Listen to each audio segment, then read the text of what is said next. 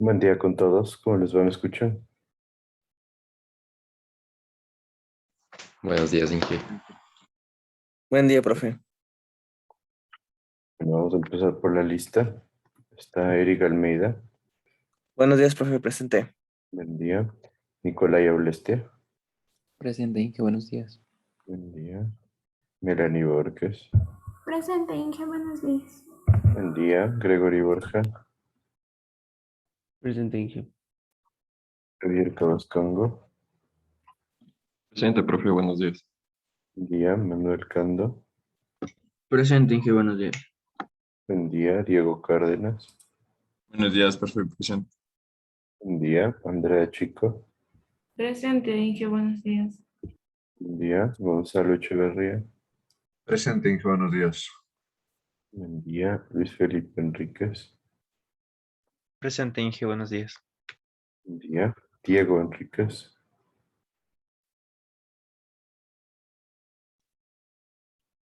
Gustavo Espinosa. Perdón, David Espinosa. Presente, Inge, buenos días. Buen día. Carla Flores. Presente, buenos días. Buen día. Victoria González. Presente. Anthony Guerrero. Buenos días, Inge, presente. Buen día. Nicolás Herrera. Presente, Inge, buenos días. Buen día. Francisco Herrera. Presente, Inge, buenos días. Buen día. Salomón Jaye.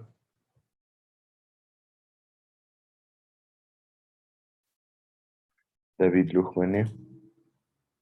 Presente, Inge, buenos días. Buen día. Yaciel Narváez. Presente, Inge, buenos días. Buen día. Wilson Obando. Presente, ingeniero, buenos días. Buen día. Leandro Ordóñez. Jennifer Pillajo. Presente, profe, buenos días. Buen día. Camila Remoche. Presente, profe, buenos días. Buen día. John Salazar. Presente, profe, buenos días. Buen día. Doménica Toro. Presente, Inge, buen día. Buen día. Sandra Viera. Y Gonzalo Villamarín. Presente, ingeniero, buenos días. Buen día.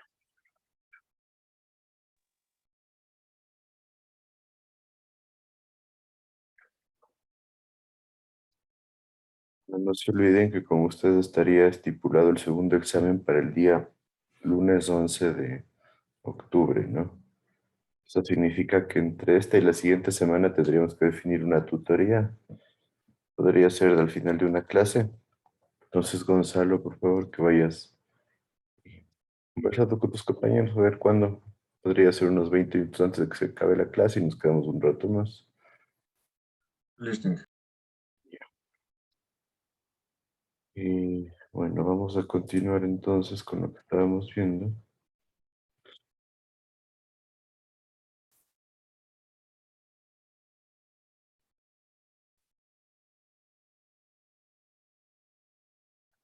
Y estábamos viendo gradiente hidráulico y línea de energía, ¿no es cierto?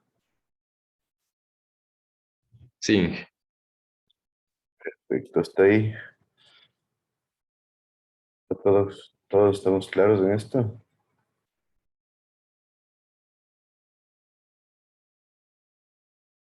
Vamos a seguir viendo un par de cositas.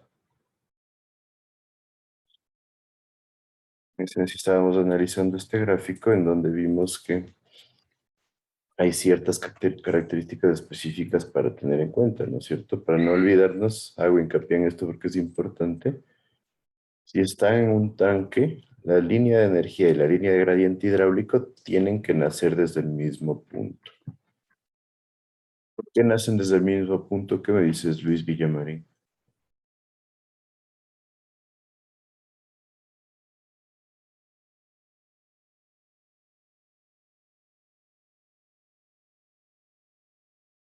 Luis, Estoy tratando de acordarme. en función de todo lo que sabes, ¿por qué crees que deben nacer del mismo punto?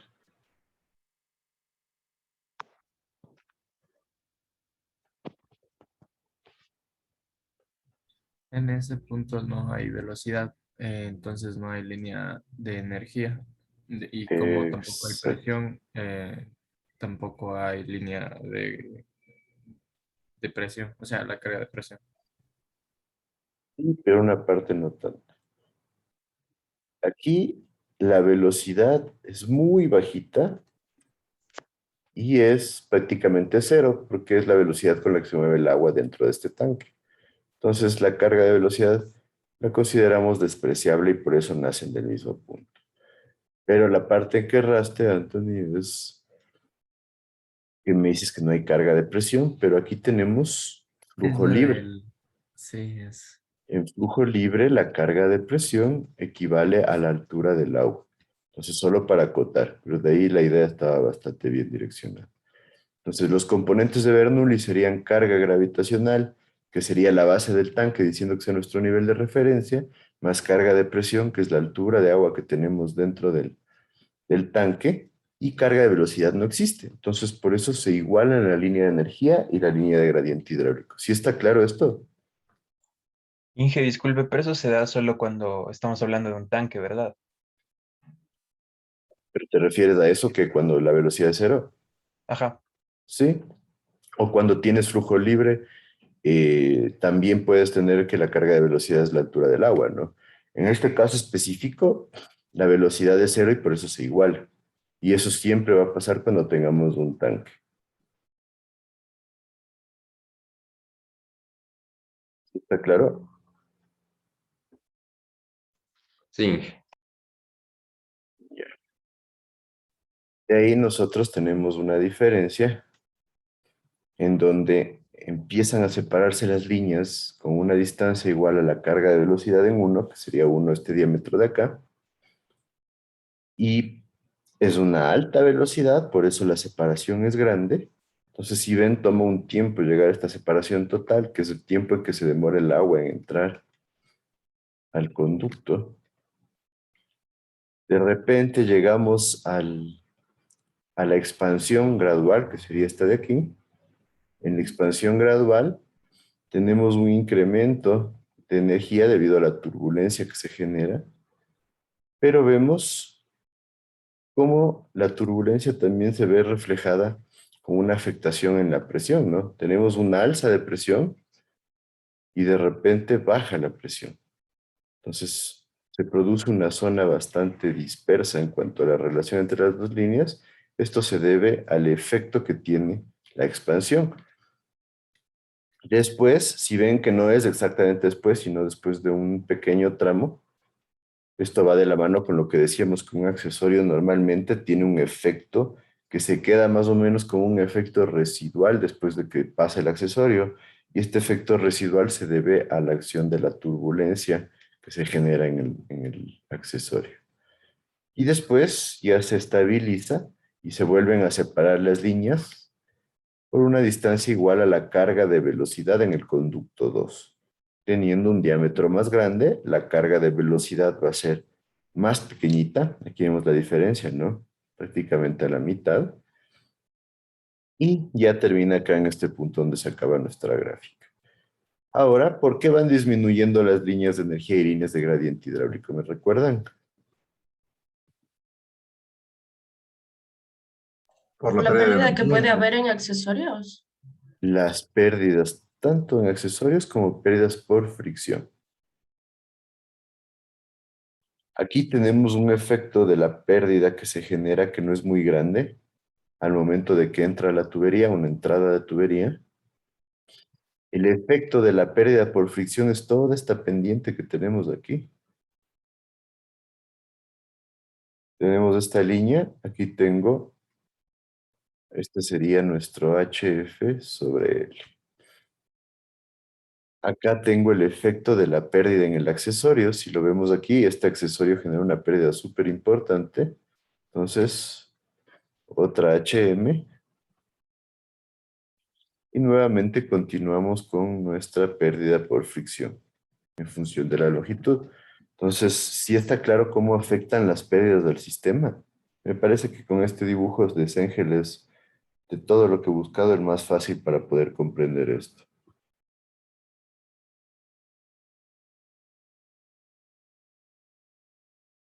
¿Qué me dicen? ¿Estamos más claros de ahí? Profe, yo tengo una Sí. pregunta. Sí, O claro. sea, ¿cómo nace, digamos, la línea de energía y la línea de gradiente hidráulico? O sea, ¿también van a terminar iguales o solo nacen iguales? Depende de dónde terminen. Vamos a poner varios ejemplos. No necesariamente ni siquiera deberían nacer iguales. Todo depende de las características. En este caso nacen iguales porque hay un tanque que permite las condiciones para que nazcan iguales. Supongamos que aquí tenemos una válvula y aquí tenemos ya una descarga al aire. Llega la válvula, se va a ver el efecto de la válvula como una pérdida menor acá, algo así más o menos, supongamos, y de repente llegamos acá, en donde nuestra carga va a llegar un poquito más alta, y aquí llega ya al eje de la tubería nuestra carga de nuestra línea piezométrica y nuestra línea de energía queda un poquito más alta. Entonces, cuando nosotros tenemos una llave abierta, va a haber carga de velocidad porque tenemos una velocidad con la que sale el agua. Entonces se iguala la carga de presión a cero al eje de la tubería, pero me queda una carga de velocidad. Entonces, por ejemplo, este es un ejemplo claro en donde tenemos que nos igualan las líneas al final. ¿Sí me sigues? Sí, profe. Por otro lado, si es que aquí yo tendría otro tanque, ¿qué va a pasar? Llega la carga de presión, se iguala a la línea donde está el agua y la carga de la línea de energía, la carga de velocidad tiene que igualarse al mismo punto. Y ahí sí convergen en un mismo punto. Por el hecho de que aquí la velocidad es igual a cero. ¿Sí está claro ahí? Sí, gracias.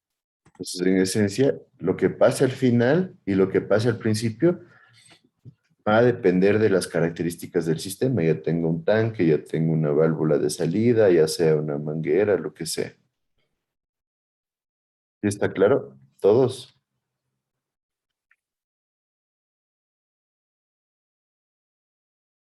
Sí, profe. Bueno, entonces, y continuemos. La carga de elevación, bueno, depende del nivel de referencia, eso ya lo vimos, ¿no es cierto? La línea de la carga del gradiente hidráulico va a ser la carga de gravitacional o geométrica más la carga de presión. La línea total de carga es la línea de energía y considera también la carga de velocidad, ¿no es cierto? Y la diferencia entre las dos alturas equivale a la carga de la velocidad. Entonces, por ejemplo, nos dice, cuando tenemos masas en reposo, tales como los tanques, los lagos, las dos líneas coinciden porque nosotros tenemos, en esencia, lo que ya dijimos, la carga de velocidad la asumimos como despreciable, aunque sabemos que al 100% no pasa eso, porque sí hay cierta velocidad vertical con la que se mueve el flujo. Y siempre las dos líneas van a estar separadas la carga de velocidad, a menos de que la velocidad sea cero, como es en el caso de un tanque, por ejemplo. Y van convergiendo, divergiendo, dependiendo de la magnitud de la velocidad. Y nos dicen un flujo idealizado como el tipo Bernoulli, la línea de energía vendría a ser horizontal y la altura se mantiene constante. Nos dice que en la línea de gradiente hidráulico también se mantendría horizontal cuando la velocidad del flujo fuera constante. ¿A qué se refiere esto de un flujo idealizado del tipo Bernoulli? ¿Qué me dice?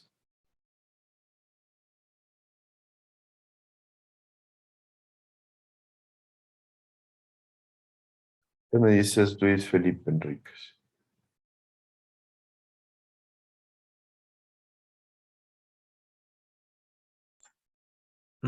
O sea, yo creería que no tenga muchas pérdidas.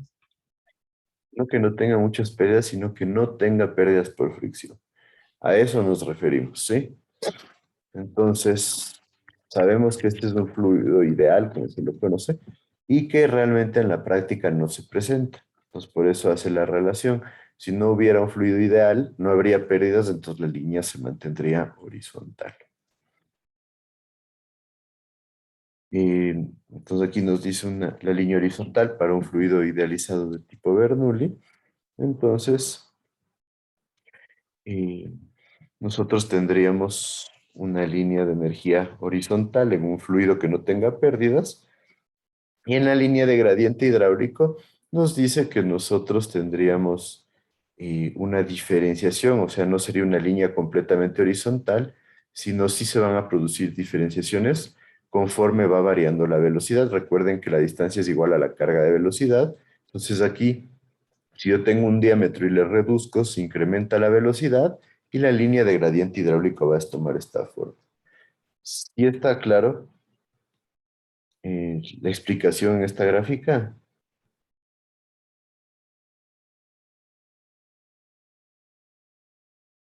Sí, Entonces es importante tener claro cómo nosotros eh, vamos a tener características específicas, teniendo en cuenta que obviamente este es un caso ideal, es un caso que no existe y por ende nosotros vale la pena conocerlo desde el punto de vista teórico, pero nada más. Entonces nos dice cuando tenemos el flujo en un canal abierto, la línea de gradiente hidráulico siempre va a coincidir con la superficie libre de líquido. ¿Por qué? Porque la carga de presión corresponde a la altura del agua en el canal. Sí está clara esta parte porque yo he visto que a veces llegan a sexto nivel y no tienen ni idea de esta situación de las líneas de energía. Por eso hago tanto hincapié.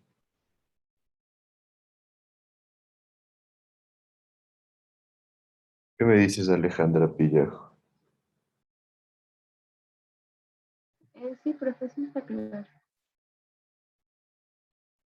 Bueno, espero que sí. Y obviamente en flujo en canales abiertos, la línea de energía va a estar sobre la línea de gradiente hidráulico a una distancia igual a la carga de velocidad. Pues dice, la salida del tubo, la carga de presión va a ser cero, o sea, se vuelve a presión atmosférica, donde la línea de gradiente hidráulico va a coincidir con el eje de la salida, en esencia como el dibujo que acabamos de hacer hace un par de diapositivas, y nos dice que la pérdida de energía mecánica que se genera debido a los efectos de la fricción hace que las dos líneas, tanto la de energía como la de gradiente hidráulico, vayan hacia abajo. En esencia, las pérdidas por fricción generan un decaimiento en la energía. Obviamente, eso lo hemos visto en la ecuación de Bernoulli. Y en esencia, los accesorios generan pérdidas y esto se ve en las gráficas como una caída de energía repentina, tanto para la línea de energía como para la línea de gradiente hidráulico.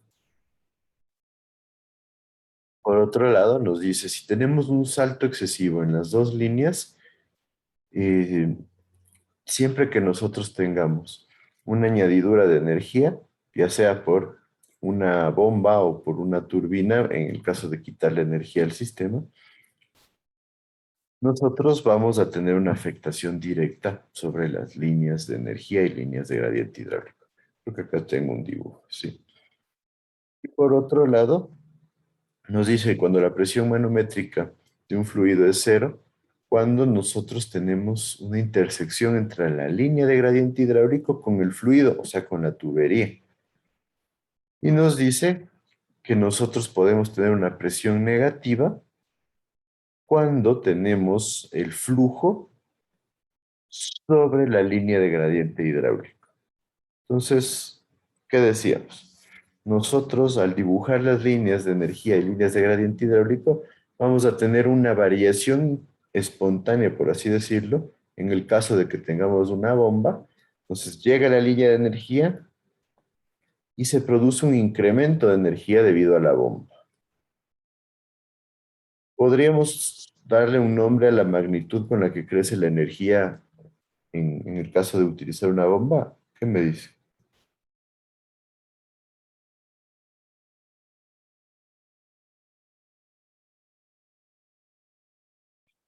¿Qué me dice?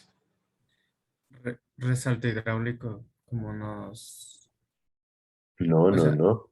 El resalto hidráulico, ya que lo mencionas, ¿qué has escuchado acerca del resalto hidráulico? ¿Qué es para ti el resalto hidráulico?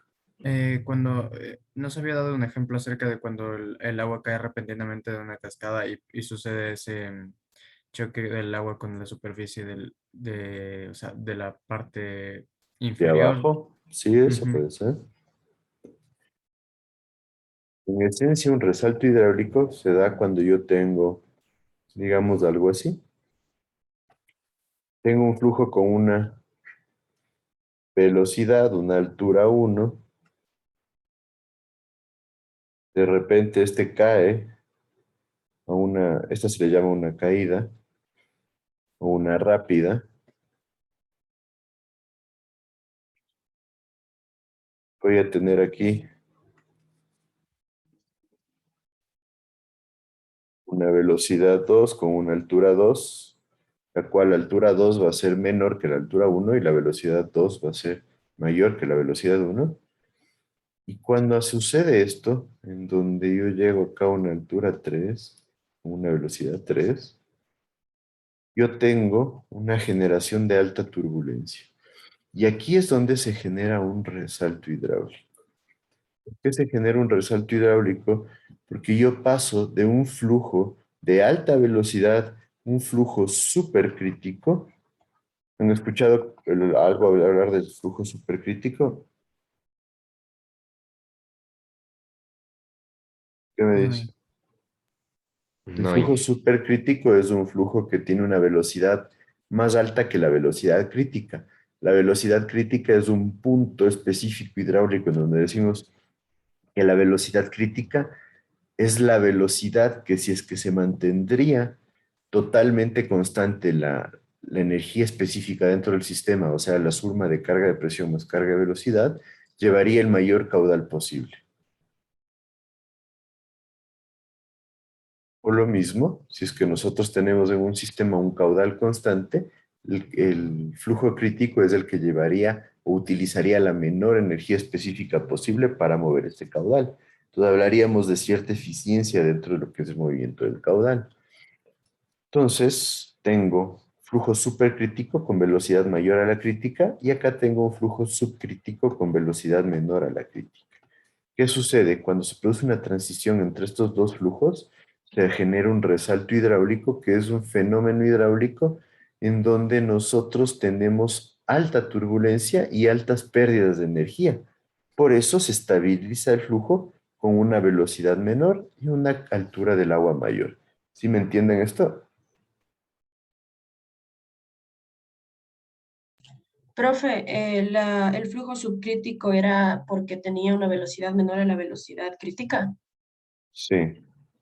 Ya, gracias. Y en esto entra el famoso número de Freud, que yo creo que sí lo han de haber escuchado, en donde para un flujo crítico el número de Freud es igual a 1, para un flujo subcrítico el número de Freud es menor a 1, y un flujo supercrítico el número de Freud es mayor a 1. Eso creo que como ustedes lo vamos a ver luego, por eso no hago más hincapié, pero vale la pena resaltar esto. Ahora sí, volviendo a lo que estábamos hablando, ¿a qué corresponde este incremento de energía que tengo en la bomba?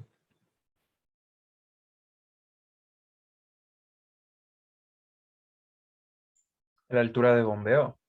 A la altura de bombeo, perfecto.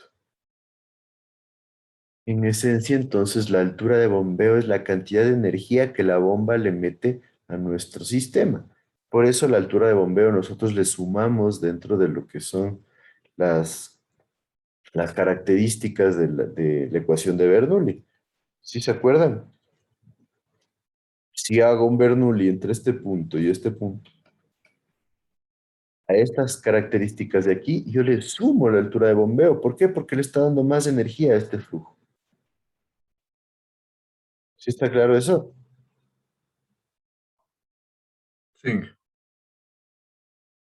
Perfecto. Entonces, la línea de gradiente hidráulico, si ven, ¿no es cierto? Llega a la bomba, sube de manera paralela a la línea de energía.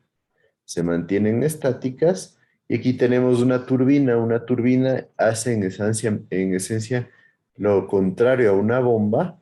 La turbina le quita energía al sistema. Entonces, ¿qué sucede? Llega la turbina, la línea de energía, y de repente se produce una caída drástica. Esta caída drástica se debe al accionar de la turbina y después vuelven a continuar nuestras líneas de energía y gradiente hidráulico, siempre separadas por una distancia igual a la carga de velocidad. ¿Sí me siguen con esta parte?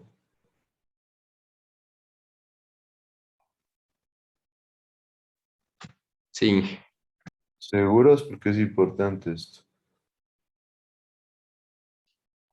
Sí. Ya, y aquí Inge, tengo otra. Ajá. solo con elementos como bombas se puede aumentar la energía o hay otros elementos que puedan hacerlo. Para que se pueda incrementar la energía. Sí, Normalmente la bomba es el único elemento que nos genera un incremento así de energía. Entonces, realmente es porque la situación que tenemos dentro del conducto necesita de un elemento externo para darle energía, si no funcionaría solamente a gravedad. Y en casos de gravedad, simplemente se va perdiendo energía por las pérdidas tanto por fricción como pérdidas menores. ¿Sí me siguen ahí? sí. Eso también se da por el hecho de que los accesorios tienden a generar pérdidas menores. En esencia, una bomba también va a generar pérdida menor. ¿Por qué? Porque la bomba tiene un elemento rotativo.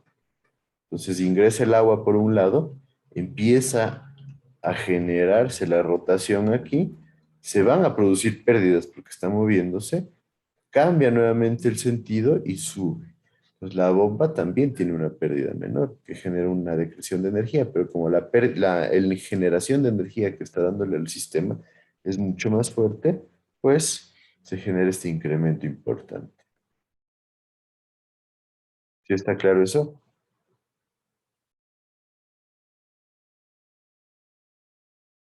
¿Qué me dice?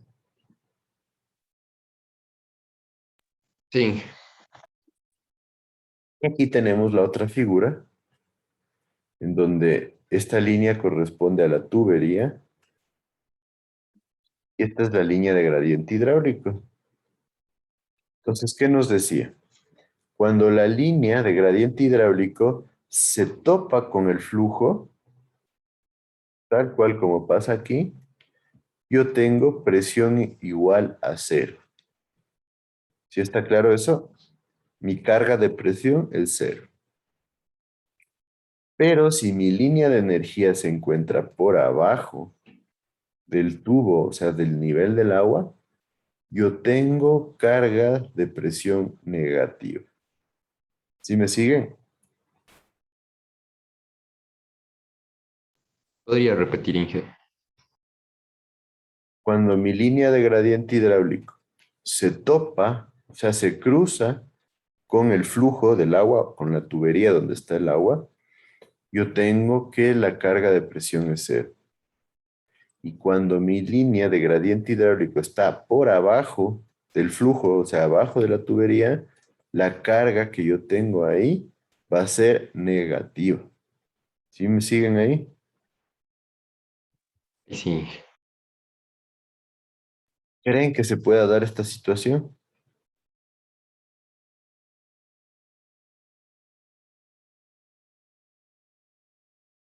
¿Ya en la práctica?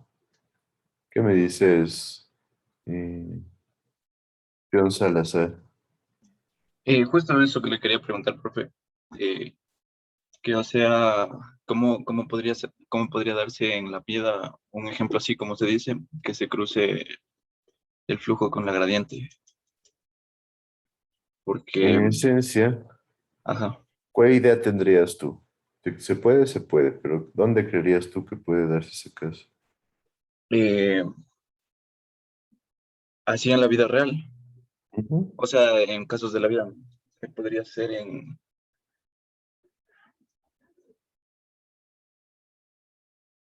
eh,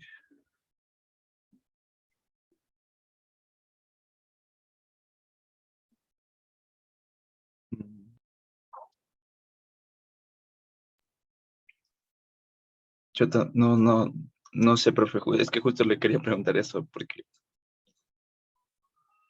Pues se podría dar en plantas industriales como de industrias de, por ejemplo, de bebidas. Cuando yo estaba en una planta cervecera, cuando se pasaba el bote de cerveza a los tanques fermentadores, tenían ¿Mm? sistemas que generaban contrapresión y era una presión negativa para que no entre oxígeno, algo así podría ser en la práctica.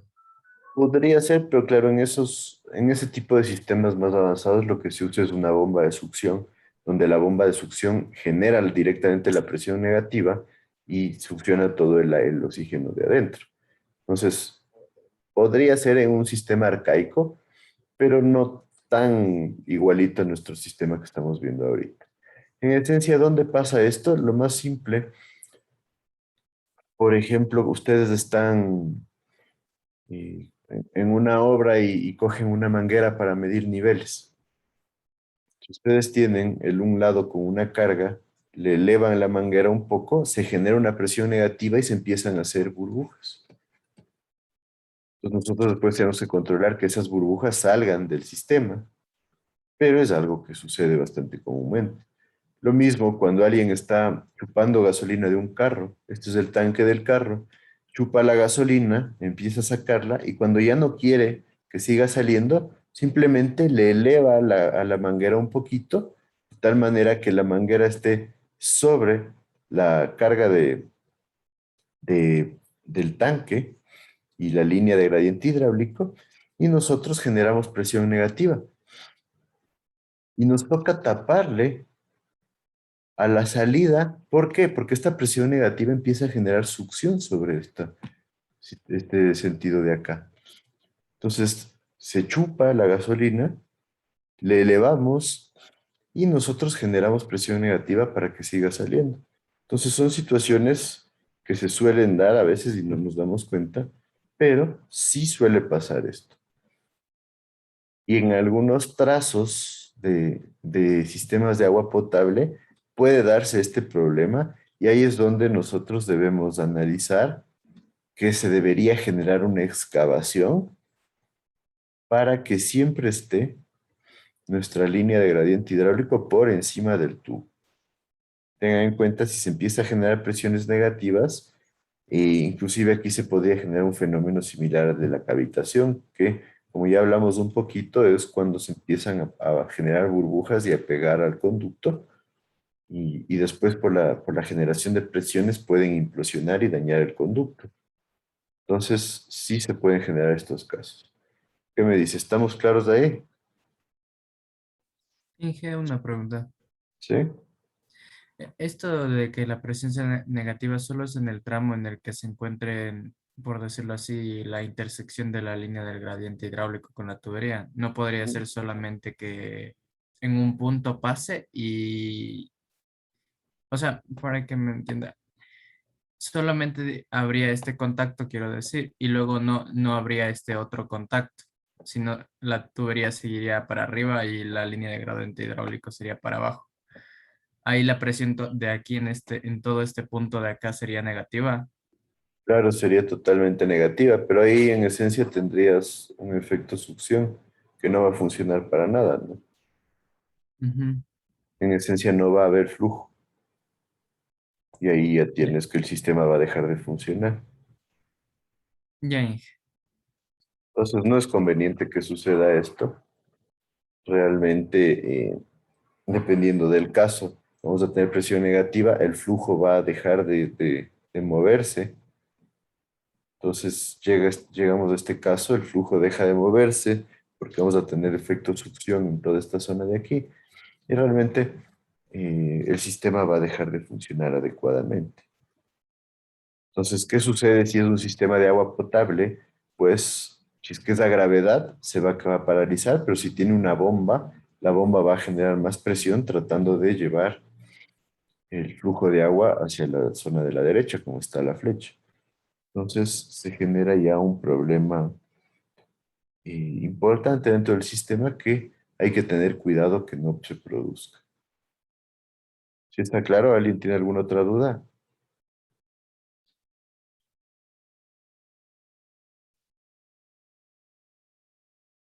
¿Nadie?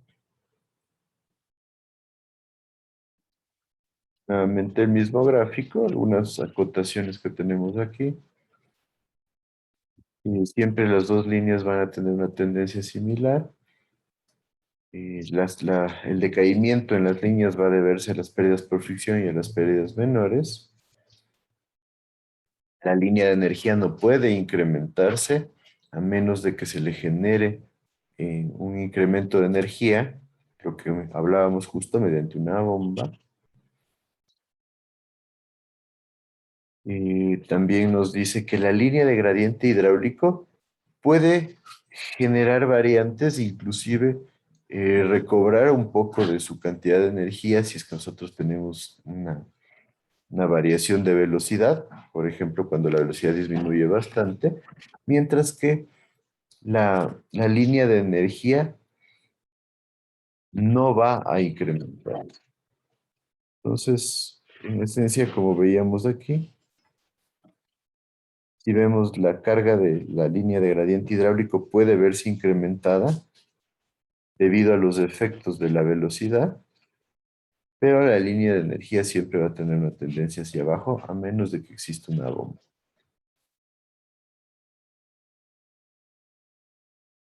Y de ahí ya creo que esto lo hemos revisado todo. Entonces, en esencia, aquí tenemos un sistema simple, la carga gravitacional o geométrica, aquí, carga de presión, denominada acá, la línea de gradiente hidráulica va a unir a las cargas de presión y la línea de energía va a estar separada por una distancia igual a la carga de velocidad. Entonces, si aquí tenemos diferentes diámetros, las cargas de velocidades van a ser diferentes y la pendiente entre las dos líneas va a ser diferente. ¿Ya está claro entonces el funcionamiento? ¿Alguien tiene alguna duda? Como les digo, yo siempre veo que llegan a sexto nivel con un montón de deficiencias.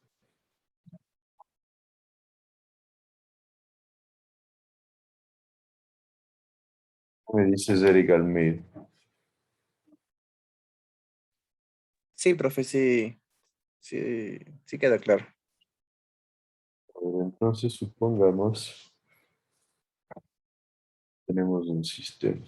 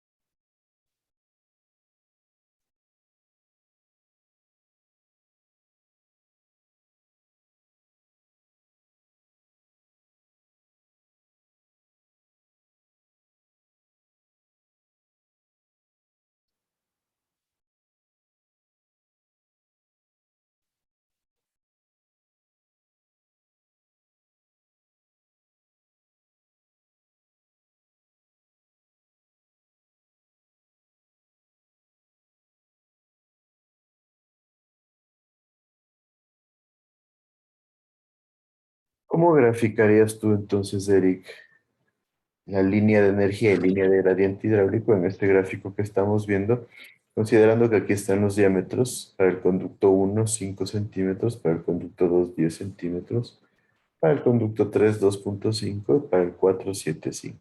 Una mezcolanza de conductos. Tengo dos válvulas que vamos a suponer que ingresan o generan una importante pérdida menor en el sistema.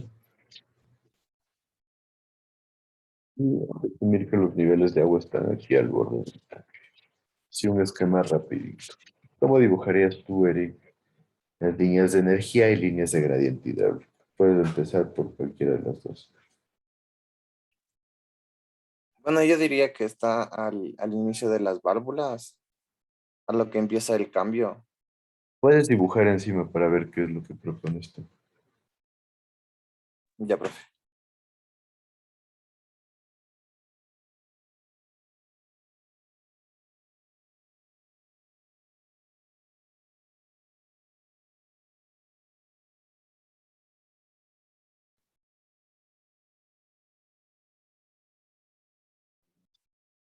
Bueno, o sea, yo creería que es las válvulas, profe, porque ahí cambia también la velocidad Creo que es lo que del acabaste de fluido. dibujar ahorita.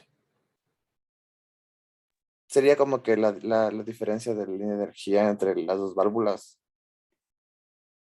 No, yo quiero la del sistema total. ¿Cómo iría la línea de energía del sistema total y la línea de gradiente hidráulico?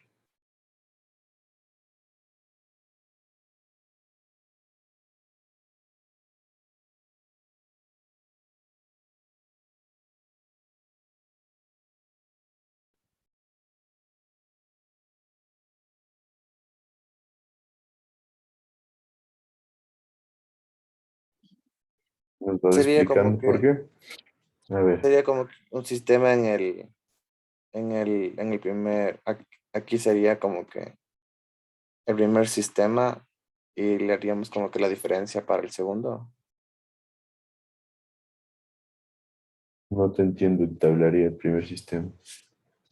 Dibújale las líneas y coméntanos por qué los dibujas de la forma que los dibujas.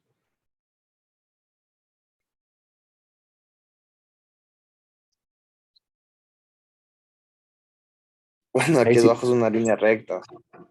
no puedes Y dibujar yo como líneas que, rectas. Si aplastas en Draw, ahí a la derecha de la línea curvada hay líneas rectas. Probablemente se te haga más fácil.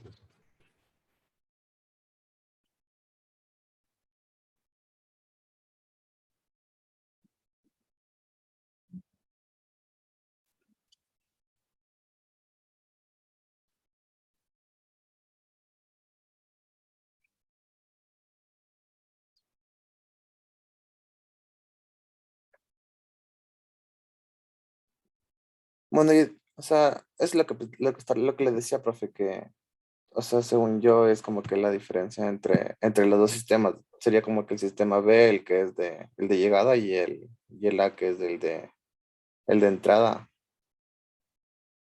¿Y por qué? A ver, ¿por qué esta línea aquí? Porque ahí empezaría con una velocidad y con las válvulas cambiaría y llegaría con otra velocidad al punto B. Pero estás pidiendo como que se produce aquí y yo lo que veo es un decaimiento de Ah, presión. ¿A qué se debe ese decaimiento inmediato?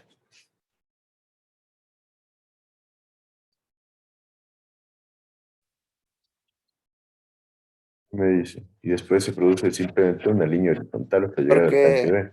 o sea, también el diámetro aumenta. O sea, en el inicio es como que el diámetro más pequeño de la tubería y termina en un diámetro más grande. ¿Y pero ¿y qué tiene que ver con este decaimiento total que dibuja este?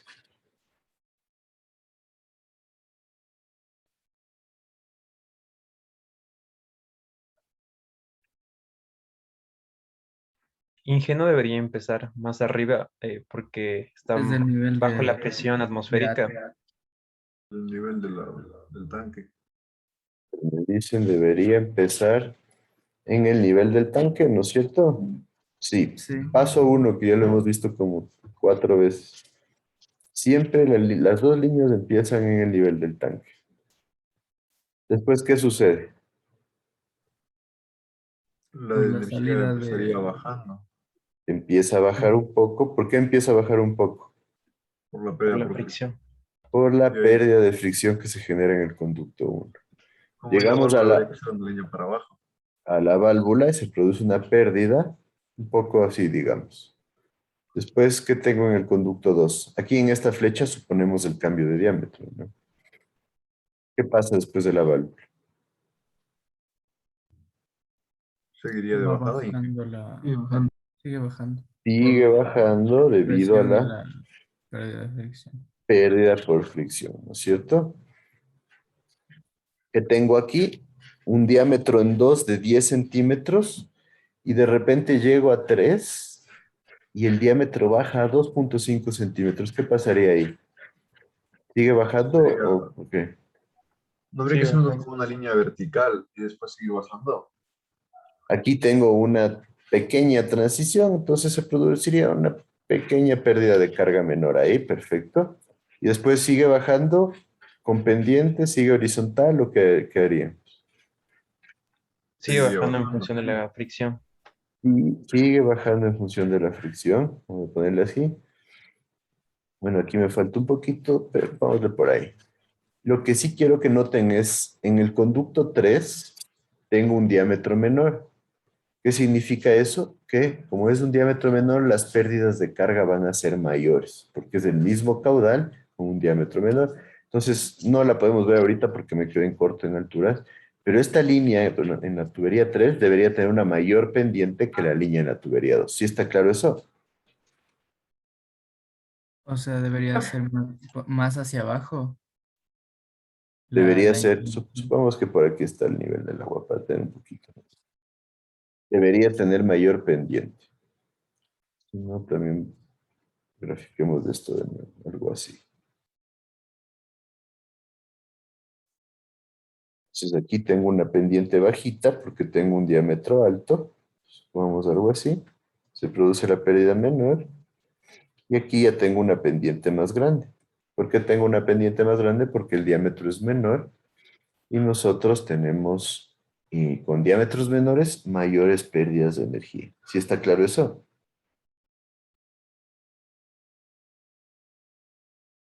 Sí, profe. Sí. Llego a la válvula otra vez, se genera una pequeña pérdida menor y de ahí continuamos hasta el nivel del tanque con las pérdidas en el conducto 4. ¿Y me siguen? Como en la gráfica. Sí. Inge, ¿Sí? aquí los tanques están cerrados, ¿verdad? No están abiertos. Allá. ¿Qué pasaría entonces con nuestra línea de gradiente hidráulico? ¿Empieza al mismo nivel o empieza más abajo? Empieza al mismo nivel. El mismo nivel, ¿no es cierto? Perfecto. Aquí se produce una diferencia hasta que lleguemos a la carga de velocidad. Empieza a bajar igualito. Llegamos a la válvula, baja igualito. Llegamos a la tubería, baja igualito. Pérdida menor. Similar pendiente. Pérdida menor. Similar pendiente. Y al final se igualan las dos. ¿Sí está claro ahí? En donde las distancias entre las dos líneas siempre van a ser iguales a la carga de velocidad. En este caso, velocidad 2. En este caso, velocidad 1. En este caso, velocidad 3. En este caso, velocidad 4. ¿Sí está claro? Como dijo Inge, distancia entre dos líneas va a ser igual. A la carga de velocidad. Es Ya. lo que ya hemos ido viendo, ¿no es cierto? Porque las dos líneas se separan y por una distancia igual a la carga de velocidad. ¿Sí me siguen? Sí. ¿Alguien alguna duda? Porque yo sé que siguen teniendo dudas acerca de esto.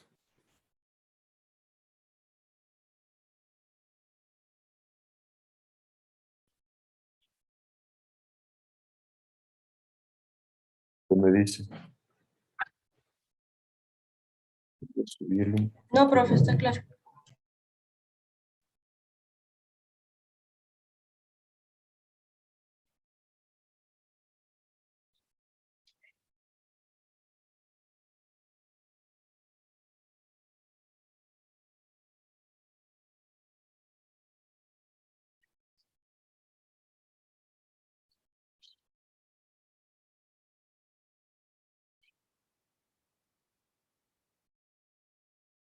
Digamos que está.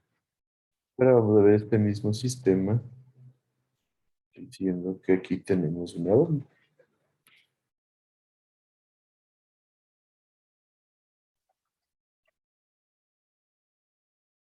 ¿Cómo iría Domenica Toro la línea de energía en este sistema? A ver, bueno, van a ser del mismo nivel, de ahí, exacto, del tanque. Ok. Ya. Luego, o sea, yo me imagino que va a bajar hasta llegar a la válvula y ahí de una sube. Esta es una bomba, ¿no, Val? Perdón, una bomba. ¿Y de ahí Ajá. qué pasa con la bomba? De ahí va a subir. ¿Cuánto? Mm, chuta, o sea, creo que estaría bien ahí, o un poquito menos. No sabríamos, ¿no? En O esencia, sea, esta claro, altura ajá, que sube va a corresponder a la altura de bombeo que dijimos, ¿sí o no? exacto, sí. Ya. No sabemos cuánto es, por eso le ponemos un valor cualquiera. ¿De ahí qué Ujú. pasaría? Yo imagino que va a bajar, ¿Va a bajar? ¿Hasta exacto. dónde? Hasta, bueno, hasta el cambio de diámetro, que ahí Ah, va, o sea, va a exacto. tener un cambio brusco. Ajá, Cambio brusco, perfecto. Y de exacto. Y ahí, ahí igual va a bajar hasta la válvula que tenemos. Y ahí otra perfecto. vez, otro cambio brusco. Cambio brusco, Y de una ya, o sea, ya termina pues en el nivel del tanque. nivel del Ajá. tanque. Perfecto. ¿Sí estaría claro para todos? Inge, Ajá. yo tengo una pregunta. Sí. En el anterior gráfico, no sé si le puedo rayar, o sea, estaba más o menos así, ¿no es cierto? Aquí tiene una pérdida, aquí tiene otra pérdida, y aquí el dibujo, no sé, era como que una montañita y luego subía así, o porque aquí hay otra pérdida, ¿no es cierto? Pero al Pero final ustedes, tiene que seguir bajando. O sea, no sube, sino sigue bajando. ya, eso no me entero. Ya. Y una vez tú, Francisco, ¿cómo iría la línea de energía aquí? La línea de gradiente hidráulico, perdón. Eh, ¿No sería similar a la de la línea de energía? Empezaría Igual en el nivel del tanque. nivel del tanque y de ahí qué pasaría. Baja, igual. ¿Sí? Sí, según yo sí. ¿No? ¿Quién me ayuda?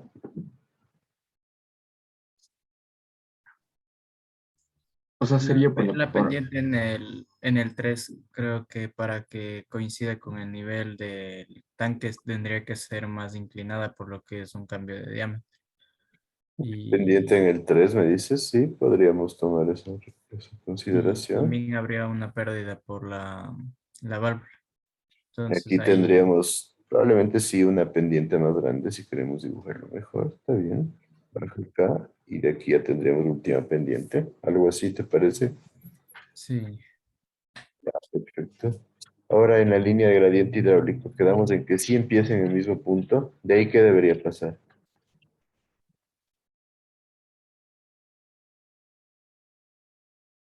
Debe bajar la carga de velocidad. Baja, pero hay que separarle un poquito y después baja la carga de velocidad.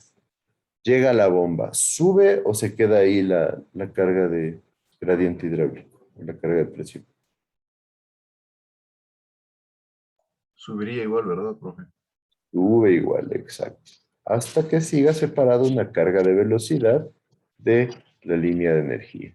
De ahí, ¿qué debería pasar? Bajaría de nuevo. Baja de nuevo con la misma pendiente. Tenemos la pérdida menor que va a afectar de igual manera. Vuelve a bajar. Pérdida menor. Y vuelve a bajar hasta acá en donde se iguala. Aquí es donde a veces se genera ciertas dudas. Normalmente se le hace una transición suave aquí porque sabemos que hay una carga de velocidad, pero al momento de que llega se tiene que igualar a la línea de energía. ¿Sí está claro? Inge, ¿en qué situación se daría que ambas líneas sean distintas? La de energía en un sentido y la de gradiente hidráulico, yo que sé, por arriba o por abajo, más abajo de la energía. ¿Creen ustedes que la línea de gradiente hidráulico podría estar sobre la línea de energía? No, porque la otra No, considera todos los aspectos, digamos, de la Exacto, ecuación de Bernoulli.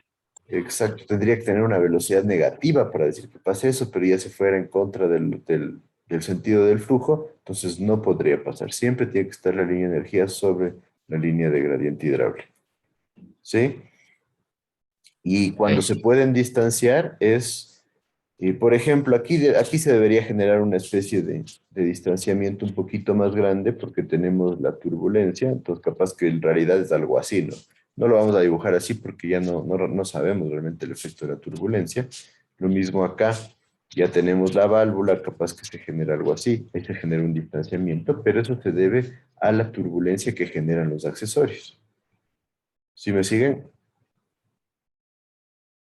Sí, Por eso les ponía el ejemplo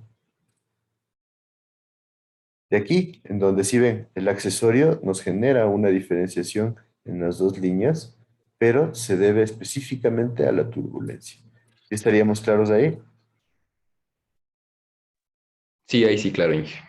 Ya, porque tengan en cuenta, es súper importante que manejen bien esto. Dámonos un par de Y, minutos porque me pasa. Ari, ¿me decía algo?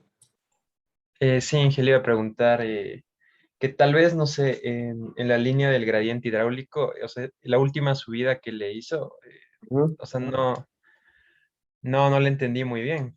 Entonces yo hubiera creído que se le hace, o sea, que le hubiéramos dibujado la línea de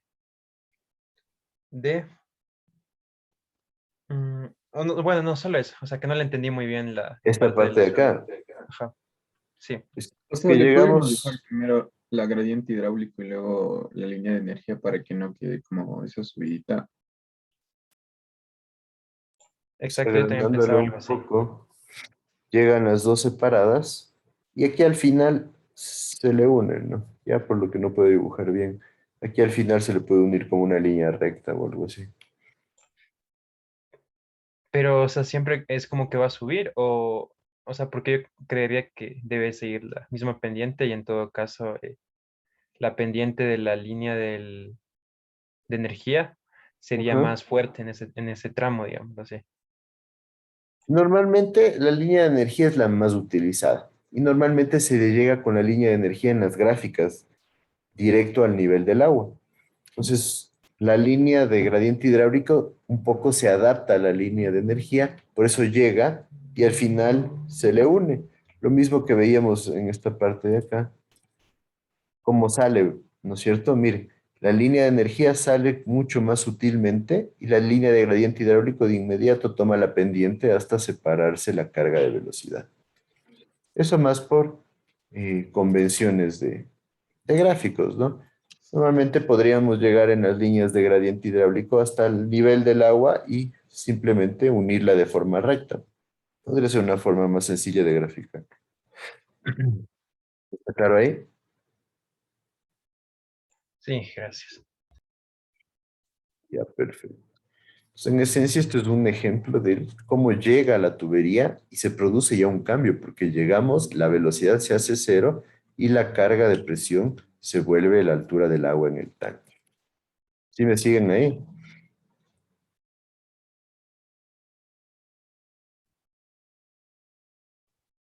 Bueno, solo hace un par de minutos antes de continuar.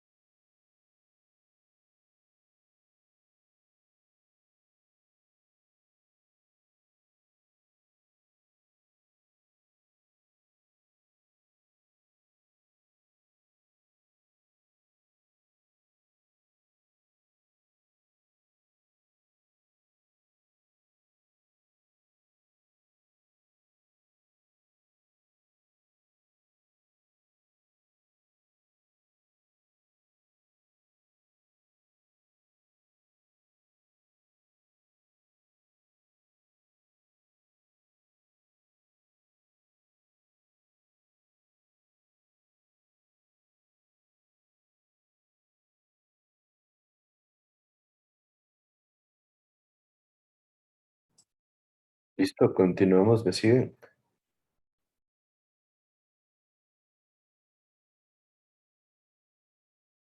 Sí, Inge. Perfecto, entonces todos estamos claros con lo que son las líneas de energía y líneas de gradiente hidráulico. Yo voy a tratar de incluirles en todos los ejercicios que hagamos, pero necesito que ustedes también vayan analizando y vean todas las dudas que les va presentando, porque eh, ya del dicho al hecho he visto que pasa un montón. Entonces, como les digo, ya llegan a sexto nivel y no se acuerdan cómo hacer líneas de energía. También llegan a noveno nivel cuando he dado centrales hidroeléctricas y se confunden un montón. Entonces, por eso traten de ver cómo van las líneas de energía y cómo deberían ir variando de acuerdo a los requerimientos de cada caso. Nos vamos a seguir un poquito con algo de materia en función de las ecuaciones empíricas. ¿Sí? Ya vimos la ecuación teórica, que era la ecuación de Darcy-Weisbach, las pérdidas menores, cómo afectan las pérdidas tanto por fricción como pérdidas menores a lo que es la energía dentro de un sistema, tal cual como se lo ve en la ecuación de Bernoulli, y después cómo afecta esto y en las líneas de gradiente hidráulico y líneas de energía. Y ahora vamos a incluir un par de ecuaciones adicionales, que son las ecuaciones empíricas, de las cuales ya deben haber escuchado un poco, pero vamos a hacer una revisión. Entonces, en esencia, para solucionar o para analizar sistemas hidráulicos, existen ciertas ecuaciones empíricas que, como su nombre lo dice, se han ido desarrollando a través de lo que es experimentación, en donde nosotros principalmente vamos a definir tres, que son la de Hazen-Williams, la de Chessy y la fórmula de Manning. De donde la de Hazen-Williams y la de Manning tienen una amplia aplicación práctica, mientras que la de Chessy se lo ve porque es la que dio pie o dio lugar a que se utilice la ecuación de Manning. Entonces, ¿han escuchado ustedes de estas tres ecuaciones? ¿Qué me dices, Nicolás Herrera?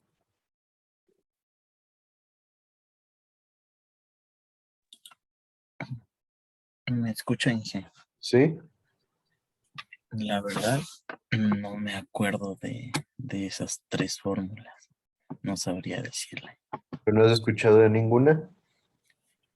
La de Manning es No, muy Inge. famosa. No, Inge, no me acuerdo. Pero déjeme investigarle para verle. Pues la idea es simplemente hacer un tanteo de si es que ustedes conocen o no.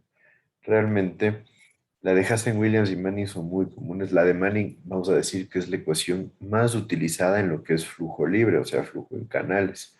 Entonces, casi que todos los análisis que se realizan para canales van enfocados a la ecuación de Manning. Entonces, un poquito vamos a ir viendo. Vamos a empezar por la fórmula de Hazen-Williams, en donde esta ecuación, como dice aquí, es una de las más populares en sistemas hidráulicos, especialmente en tuberías a presión. Esta tiene ciertas características peculiares. Es una ecuación que utiliza un coeficiente que se llama el coeficiente de Hazen-Williams y tiene valores en el orden del 100, 90, 110, 120. Una de las peculiaridades de esta ecuación también es que es la única en donde el coeficiente de Hazen-Williams, que se suele denominar CHW, mientras más alto, es diferente al resto de coeficientes, porque mientras más alto significa que es más liso el tubo, que tiene menos rugosidad o genera menos fricción. Un coeficiente de 100 o de 90 es un coeficiente con mayor rugosidad. Entonces, esta es una de las partes interesantes de esta ecuación. Nos dice aquí que su uso se limita al flujo de agua en tuberías. Normalmente no, se lo usa para conductos de flujo libre. Y la recomendación es que se lo utilice con diámetros mayores a 2 pulgadas. Entonces, y en algunos casos nosotros en ciertos ejercicios comparamos con diámetros menores a 2 pulgadas. Y no es que está mal, pero realmente la recomendación de uso es que sea para más de 2 pulgadas. En esencia, en conductos de gran tamaño, o sea, de longitudes grandes para sistemas grandes, esto es muy fácil de cumplir. Ya en sistemas domésticos, probablemente sí encontremos tuberías con menores diámetros. Y nos dice que el diámetro máximo para usarla sería de 6 pies. Entonces, 6 pies equivale en metros. ¿A cuánto exactamente me ayudan?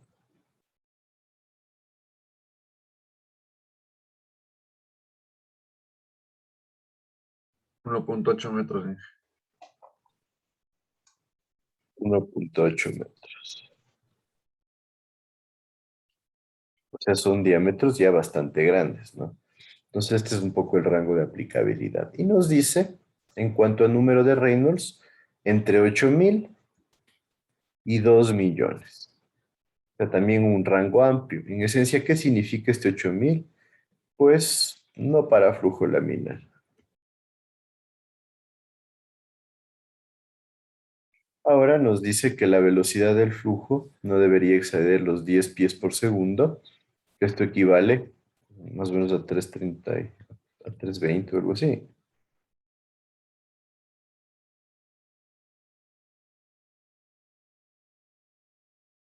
Punto da.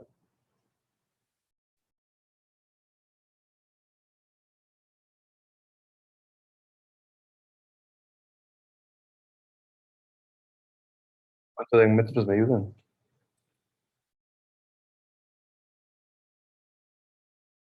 Sería 10 metros sobre, perdón, 3 metros por segundo. 3.04. 0.04 metros por segundo. Perfecto. Entonces vemos que también tiene una amplia aplicabilidad en cuanto a velocidades. De ahí nos dice que está elaborada para agua a 60 grados Fahrenheit, que es más o menos 15 grados centígrados. Entonces, agua a temperatura normal, pero que si es que utilizamos temperaturas muy bajas o muy altas, vamos a tener cierto error. Entonces, en esencia, nos está dando los parámetros con los que fue desarrollada la ecuación de Hazen-Williams. Entonces, aquí les voy a poner la ecuación en unidades inglesas. Va a ser 1.32 por el coeficiente de Hazen-Williams, por el radio hidráulico a la 0.63 y la gradiente de energía a la 0.54. Entonces, en esencia tenemos que la velocidad promedio va a estar en pies por segundo. El coeficiente de Hazen-Williams es adimensional, entonces no importa. El radio hidráulico en pies y la gradiente de energía en pies sobre pies. Tengan en cuenta que la gradiente de energía sería la que relaciona las pérdidas por fricción por cada unidad de longitud que nosotros tenemos. ¿Está claro entonces la ecuación?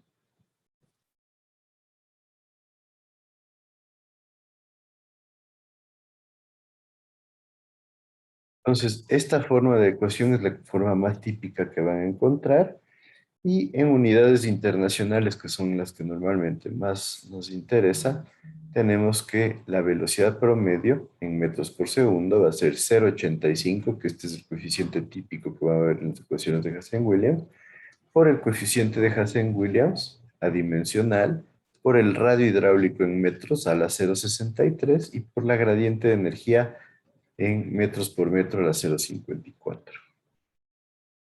¿Sí? Entonces, estas son las formas principales como nacieron estas ecuaciones, tanto para el sistema inglés como para el sistema internacional. Entonces, nos dice que se puede utilizar mediante el radio hidráulico en secciones que no sean circulares, haciendo la relación que el radio hidráulico es diámetro sobre 4. Entonces, si quieren trabajar directamente en sección circular, tendríamos que utilizar esta forma directa, y si no, buscar la ecuación en forma del diámetro y traspasarlo a radio hidráulico o inmediatamente calcular el radio hidráulico de la sección que estamos buscando. Y nos dice que este coeficiente de Hassen-Williams va a depender de la condición en la que esté la superficie de la tubería o conducto. Entonces ahí es donde se vuelve bastante útil la ecuación de Hassen-Williams porque presenta varios coeficientes, los cuales se ve que hay variación dependiendo del uso que tiene cada material. Eso ya lo vamos a ver en las tablas. Entonces, tal cual como les digo, algunos coeficientes son para tubería nueva y limpia y otros valores van a tomar los que se conocen como ya coeficientes de diseño, tomando en cuenta la acumulación de depósitos de sarro, de minerales o variaciones en lo que es la textura del material conforme pasa el flujo de agua y pasa el tiempo. Entonces se van a presentar diferencias en estos resultados del coeficiente de Hassen-Williams. Nos dice, cuando la tubería es más lisa, vamos a tener mayor valor de Hassen-Williams, justo lo que les decía, una tubería con coeficiente de Hassen-Williams de 140 va a ser más lisa que una tubería con Hassen-Williams de 100, por ejemplo.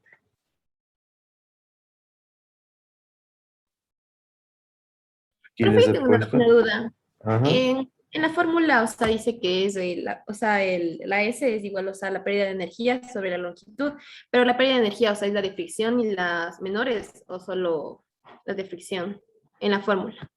En, en la ecuación de Hassen-Williams, me dices esto de Ajá, aquí. exacto. Sí, ahí dice que esa es la relación entre la pérdida de energía sobre la longitud, pero Sí, no cacho si nosotros está todo. aquí, ¿para qué nos sirve? ¿Qué es lo que hace la ecuación de Hassen-Williams? Relaciona la velocidad dentro del conducto con las características del material, la geometría del material y las pérdidas que se producen. Entonces, en esencia, lo que buscamos, esta ecuación, es para determinar pérdidas por fricción. Entonces, la relación que va a generar aquí es pérdidas por fricción sobre la longitud que tenga el conducto. ¿Sí?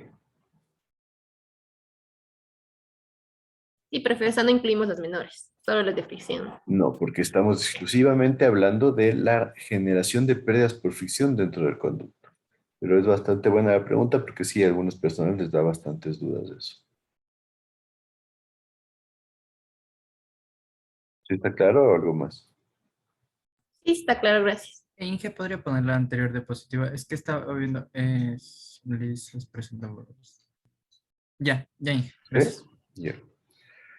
Por ejemplo, aquí tenemos el cuadro de coeficientes de Hassen-Williams de Robert Mott, en donde tenemos el coeficiente de Hassen-Williams dependiendo del tipo de tubo. Nos dice tubería de acero, hierro dúctil fundido con aplicación centrífuga de cemento o revestimiento bituminoso. Para tubería nueva, 150, bastante liso, ¿no? Y el valor de diseño, o sea, ya considerando las fallas que se presentan, 140.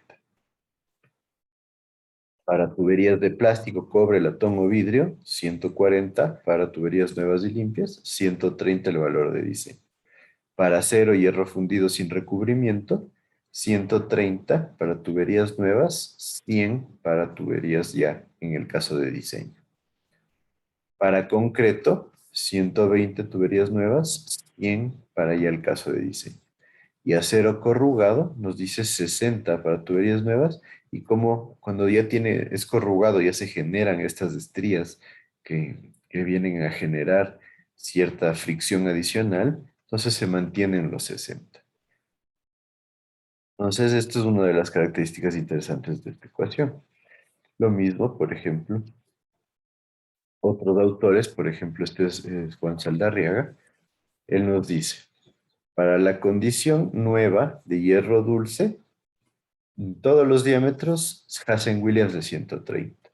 Cuando ya tiene 5 años de edad, nos dice para diámetros menores a 12 pulgadas 120, entre 8 y 10 pulgadas 119, entre 4 y 6 pulgadas 118. ¿Sí ven cómo es mucho más detallado Saldarriaga en la forma que presenta sus datos?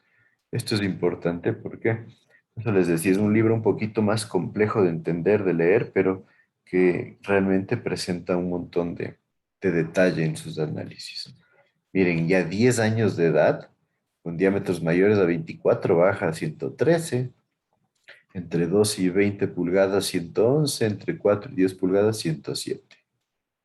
Para 20 años de edad lo mismo, y vemos hasta 40 años de edad nos incluye aquí Saldarriaga, diámetros mayores a 30 pulgadas 83, entre 16 y 24 80, entre 4 y 14 64. Entonces miren, esto es interesantísimo. A los 40 años, nosotros tenemos que prácticamente va menos de la mitad del coeficiente de Hazen-Williams para la fricción. En 40 años de edad, la tubería va a tener un incremento dramático en lo que es la rugosidad de la misma. ¿Sí me siguen con esto? O sea, las pérdidas que se generan por fricción probablemente sean del doble 40 años después que cuando tenemos la tubería nueva.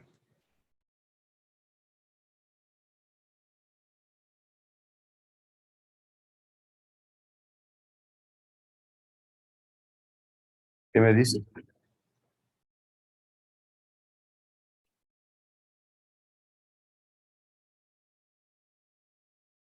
¿Sí está claro o no está claro?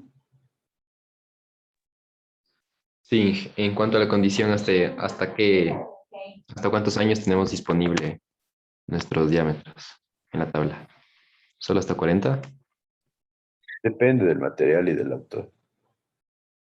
En este caso, para el hierro que sería dulce, nos da hasta 50, pero en otras nos dice que es constante, ¿no? Lo que quiero es que analicen eso, porque es una realidad que el material no se mantiene con la misma rugosidad a lo largo del tiempo. Entonces, Robert Mott lo pone de una manera mucho más sencilla. Bueno, esta es la tubería nueva y esta va a ser el de valor de diseño. Pero aquí vemos que realmente las diferencias pueden ser bastante importantes. Aquí nos dice que el acero soldado, en cambio, se va a mantener constante alrededor de 120. Cuando trabajamos con acero bridado, recuerden que las bridas son estas conexiones que tienen un empaque interno y se las une mediante tuerca y perno, pues se mantiene alrededor de 110, 111. Madera se mantiene constante. Supongamos aquí, yo les diría con el paso del tiempo la madera va a variar, pero como no es un conducto que se use de manera típica, no nos importa realmente. Aquí tenemos concreto. Lo mismo, el concreto también puede presentar bastantes variaciones. En este caso depende del encofrado que tenga. Y hablamos de arcilla vitrificada, de PVC, por ejemplo. Nos dice que se mantiene constante. El PVC un poquito, podríamos decir que sí. Tenemos el cobre, en donde el cobre se mantiene constante. Yo creería que también podría mantenerse. El hierro galvanizado igual. Latón y vidrio no son utilizadas. Pero aquí tenemos, en función de, también presentado por Juan Saldarriaga, pero es del libro de Alegre de Ibreña, nos dice que tenemos el coeficiente fijo para ciertos materiales.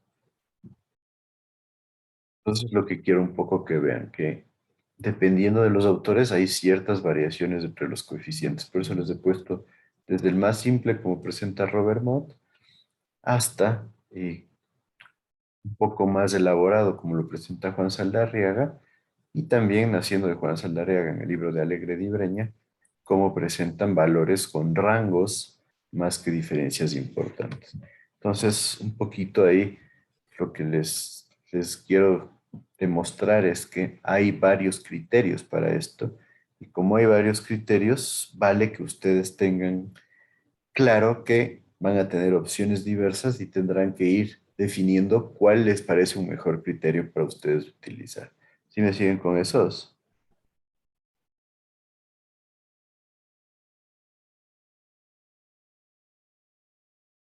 Sí, Inge.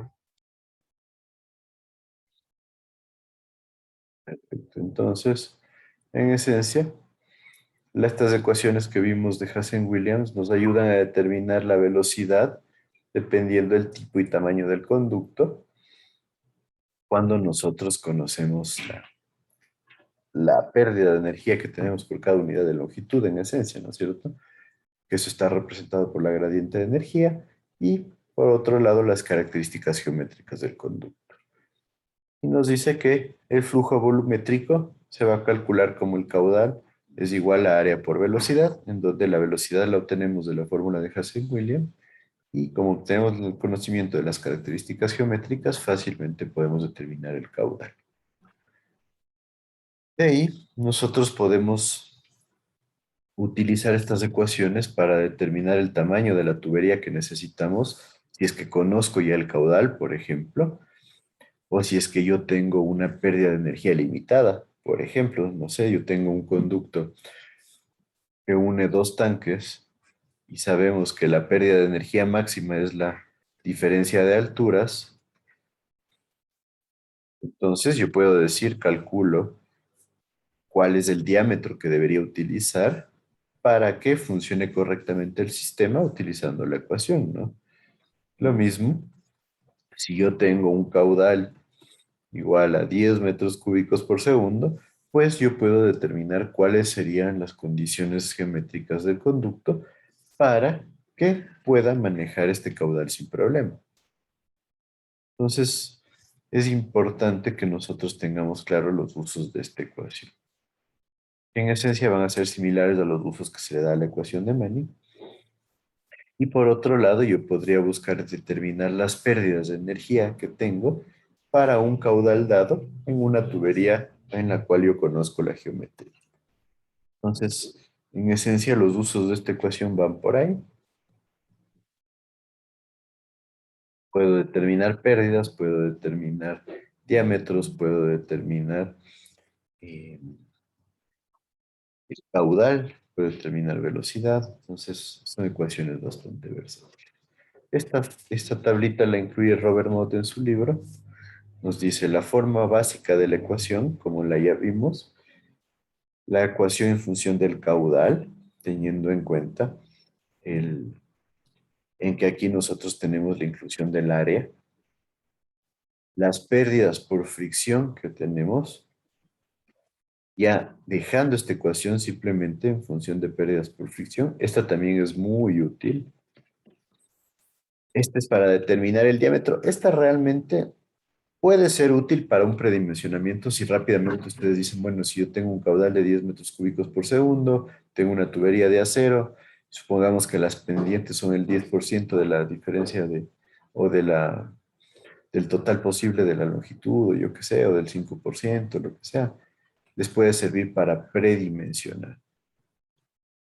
Entonces, no va a ser algo que usen demasiado constantemente, pero esta ecuación les puede servir para tener una idea de por dónde trabajar con diámetros. Vamos, en el caso que yo les pida, ustedes definan el diámetro de un conducto para poder trabajar. Entonces, con esta ecuación, asumiendo las pérdidas, asumiendo el gradiente hidráulico, nosotros podemos obtener rápidamente una idea de por dónde debería ir el tamaño del diámetro. Esto especialmente cuando no tenemos la experiencia para formar un criterio práctico de qué diámetro correspondería a qué tipo de sistema. Y nos dice que para estos casos, velocidades en pies, caudales en pies cúbicos por segundo, áreas en pies cuadrados, las pérdidas por fricción, la longitud, el radio hidráulico y el diámetro en pies, la gradiente de energía en pies por pies. Y acá tenemos lo mismo para el sistema internacional, la forma típica, aquí en función del caudal, esta ecuación nuevamente bastante útil, porque nos sirve para determinar pérdidas por fricción directamente, y la ecuación del diámetro que puede ser interesante para el predimensionamiento. Todas las unidades del sistema internacional, y acá abajo, parece que yo les puse, bueno, aquí está el nomograma, pero primero quería ver estas ecuaciones de acá, donde estas son las que me parecen interesantes, porque esto es para el sistema internacional, en donde mediante la ecuación original de Hasse-Williams se llega a esta ecuación de acá,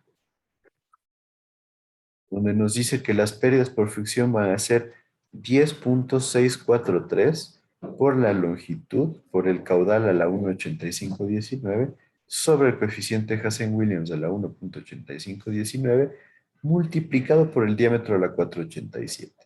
Esta ecuación es útil porque nos ayuda a determinar las pérdidas por fricción cuando nosotros tenemos un diámetro directamente de la tubería. O sea, esto es para tuberías circulares, un cálculo mucho más ágil. Créanme que en algunas ocasiones dicen como que no, sí, eso se llega rapidito, pero yo he tenido estudiantes que por no saber esta ecuación o por no tenerlas en su formulario, han perdido casi una hora de clases simplemente llegando de esta ecuación a esta ecuación. Más bien dicho, una hora de examen. Ha habido gente que, como no tienen esta ecuación a la mano, pues pierden la mitad del tiempo del examen simplemente determinando las pérdidas, la ecuación de pérdidas, perdón. Entonces, por eso les menciono, tienen aquí todas las ecuaciones importantes. Esta es una ecuación muy, muy importante. Y acá les he puesto otra que la pongo porque en algunos casos, esto es base en ejercicios de libros, les ayuda a determinar el coeficiente de Hassen-Williams en función de coeficientes como por ejemplo el factor de fricción de Darcy-Weisbach y el número de Reynolds y la viscosidad. Entonces, una ecuación interesante nace de relacionar la ecuación de Hassen-Williams con la ecuación de Darcy-Weisbach directamente. Entonces, de ahí se obtiene esta ecuación de acá. No voy a hacer mucho hincapié porque me parece que no es la más Que ahí útil. la viscosidad es la cinemática. En este caso, sí, la cinemática. Ya. Entonces, vale que tengamos claro. Y acá tenemos el famoso nomograma de Hassen-Williams, que en esencia es una especie de gráfica que nos permite obtener valores para los resultados de la ecuación de Hassen-Williams. Pues nos ayuda a resolver la ecuación de Hassen-Williams sin una calculadora y está hecho para un coeficiente de Hassen-Williams igual a 100. Entonces nos dice,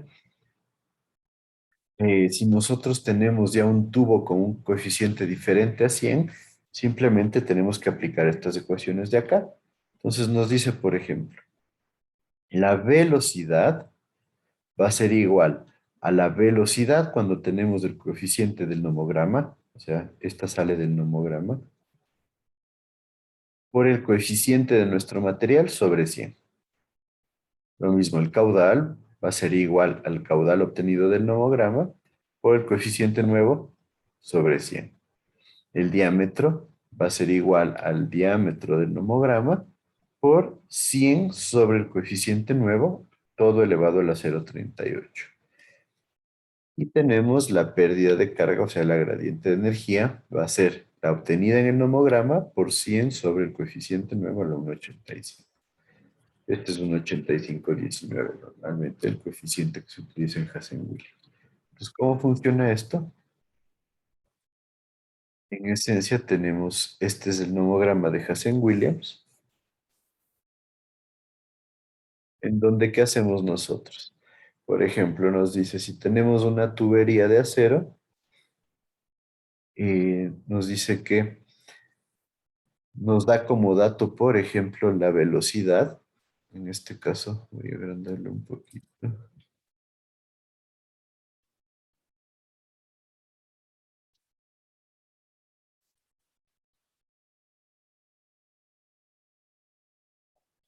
Entonces, en esencia, nosotros podemos tener varios datos.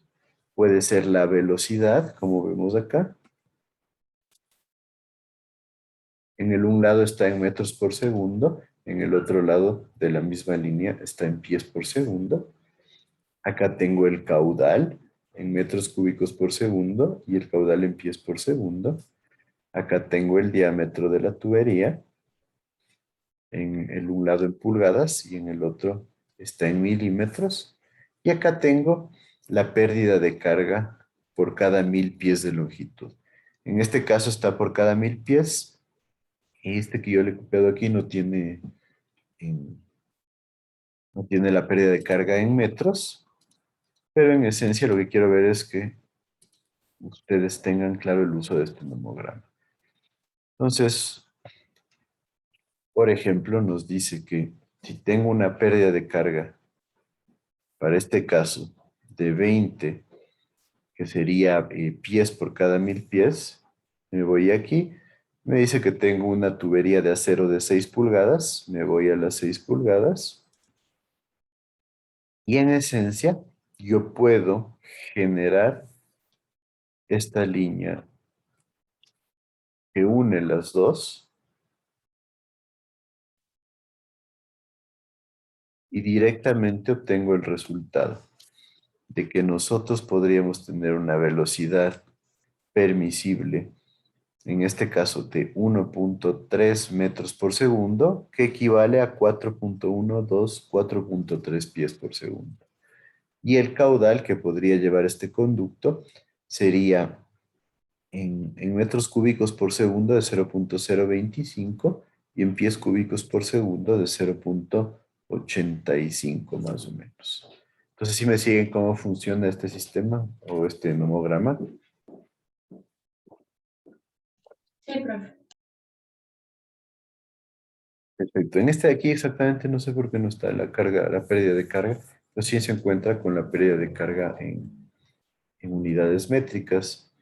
Ya les voy a ver si tengo otra con esas pérdidas. Entonces lo mismo se puede hacer si yo conozco la velocidad del conducto, por ejemplo, 1 metro por segundo.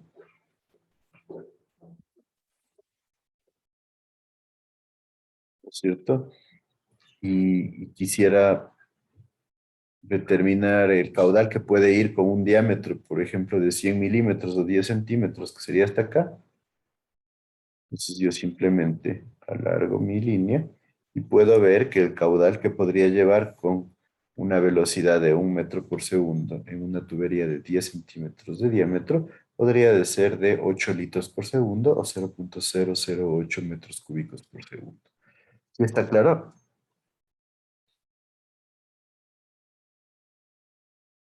Sí, sí, sí, está claro. Entonces así se utiliza este nomograma y créanme que tiene una amplia aplicabilidad dentro de lo que es usar la ecuación de Hassen-Williams cuando nosotros no tenemos lo que es el uso de una calculadora, ¿no? Entonces hasta aquí, ¿alguien alguna duda?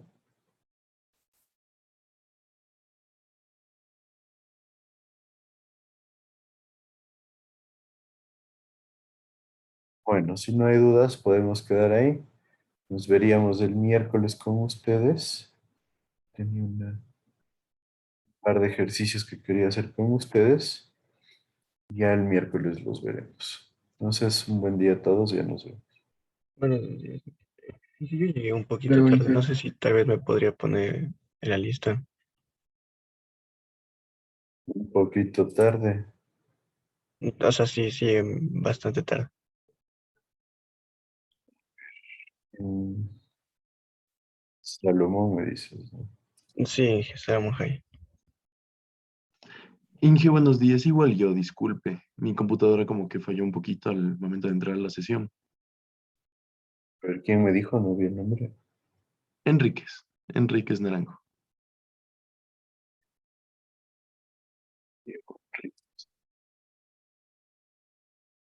Muchas gracias, Inge, mil disculpas. Gracias, Inge. Un problema, un buen día a todos. Hasta luego.